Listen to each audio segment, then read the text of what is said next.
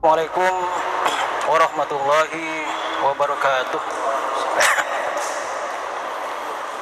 Bismillahirrahmanirrahim. Alhamdulillahirabbil alamin.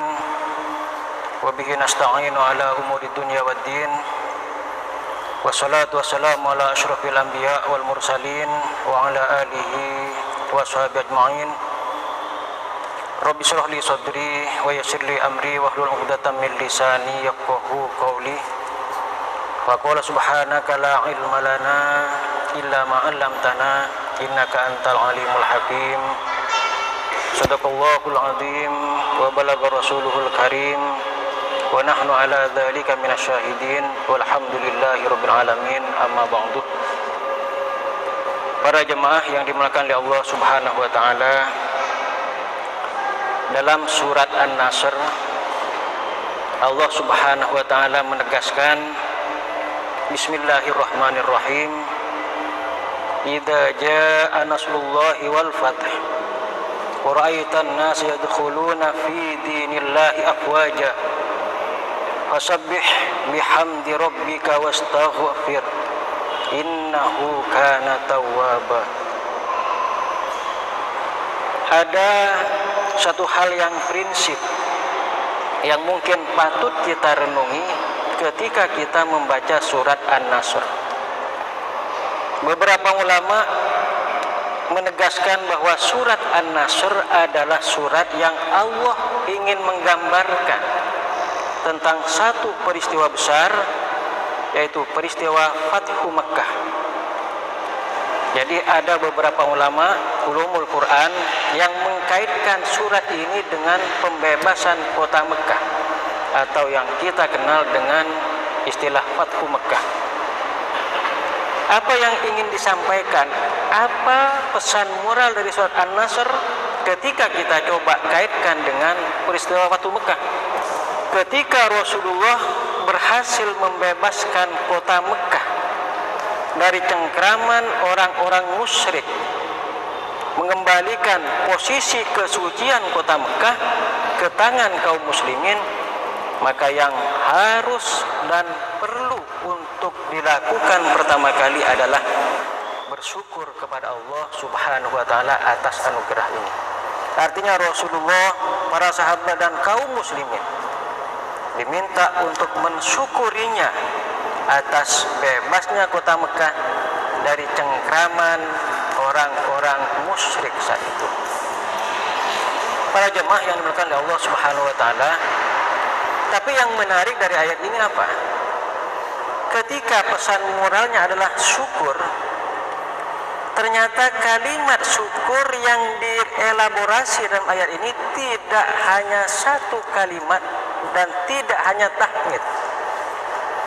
Selama ini kita mengenal kalau kita bersyukur kepada Allah, maka kalimat syukri adalah alhamdulillah.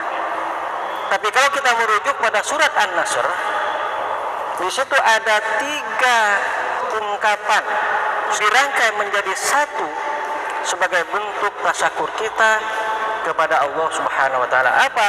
Yaitu satu, fasabbih. Yang kedua, bihamdi rabbika.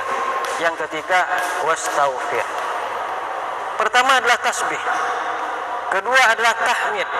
Yang ketiga adalah istighfar. Inilah sebenarnya 3 kalimat zikir yang Allah rangkai menjadi satu kesatuan sebagai sebuah ungkapan ketika kita ingin mensyukuri sebuah anugerah Allah Subhanahu wa taala. Contohnya dalam kasus ini adalah peristiwa Fathu Mekah. Mungkin muncul pertanyaan, kita ingin bersyukur kepada Allah atas anugerah, tapi kenapa kok ada tasbih? Kenapa kok juga ada istighfar? Tidak cukuplah tahmid di situ? Nah, ini mungkin sering kali menjadi pertanyaan, menjadi perenungan kita. Ternyata surat An-Nasr mengajarkan kita bagaimana semestinya kita bersyukur terhadap berbagai anugerah yang Allah berikan. Yang pertama yaitu mensucikan Allah. Kenapa? Karena tidak ada satu anugerah pun yang Allah berikan, tidak ada satu anugerah pun yang kita terima di dunia ini tanpa campur tangan Allah Subhanahu wa taala. Pasti semua anugerah yang diterima oleh umat manusia, di situ Allah berperan, di di situ Allah memberikan anugerah dan membuka pintu anugerahnya agar kita mendapatkan apa yang menjadi cita-cita dan harapan kita. Maka layak kalau kalimat pertama adalah sucikan Allah. Para jemaah yang dimuliakan Allah Subhanahu wa taala, seringkali ketika kita mendapatkan anugerah, kadang kita lupa diri. Kadang kita seakan-akan inilah perjuangan kita. Seakan-akan ini betul-betul adalah hasil maksimal yang kita dapat. Kita lupa bahwa di situ ada campur tangan Allah Subhanahu wa taala. Maka layak kalau kita beristighfar, khawatir anugerah itu telah membuat kita lengah, membuat kita lupa siapa yang menganugerahkan karunia dan siapa yang memberikan anugerah kepada kita. Oleh karena itu, para ulama kemudian mensyaratkan kalau kita ingin bersyukur, yang pertama harus ma'rifatul mun'im.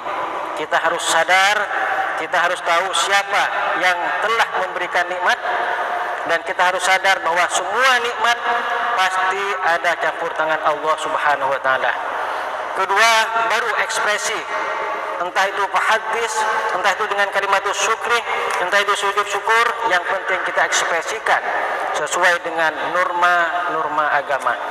Baru yang ketiga, kita harus sadar anugerah yang Allah berikan pesan moralnya apa, untuk apa, digunakan untuk apa, dan akan dimanfaatkan untuk apa anugerah itu.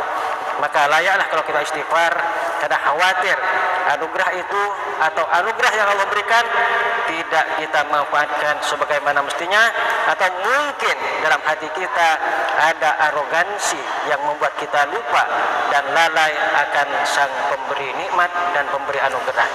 Saya kira ini yang bisa saya sampaikan pada kesempatan malam hari ini.